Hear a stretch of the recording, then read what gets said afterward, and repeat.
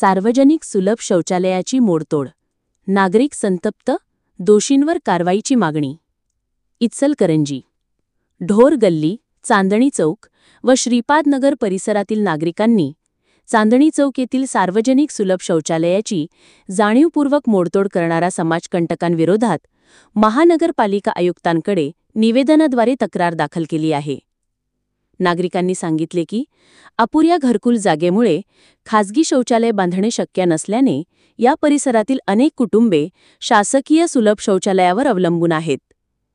मात्र काही समाजकंटक शौचालय बंद करण्याचा प्रयत्न करत असून तेथील भिंती पाडणे, पाण्याच्या टाक्या व बोरिंगचे पाणी खासगी वापरासाठी वापरणे, तसेच पुरुष मुतारीस बाहेरून पत्रे ठोकून बंद पाडणे अशा गंभीर प्रकारांमुळे नागरिकांमध्ये संतापाची लाट पसरली आहे.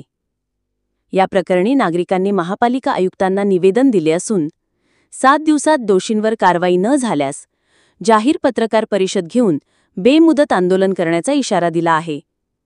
भागातील नगरसेवक समाजकंटकांच्या बाजूने असल्याचा आरोपही नागरिकांनी केला असून महिलांमध्ये सुरक्षिततेबाबत भीतीचे वातावरण आहे. या प्रकारावर महापालिकेने तत्काळ लक्ष घालून संबंधितांवर कठोर कायदेशीर कारवाई करावी अशी नागरिकांची मागणी आहे. अशा ताज्या बातम्या जाणून घेण्यासाठी लोकहिरा न्यूज चॅनलला सबस्क्राईब करा. धन्यवाद.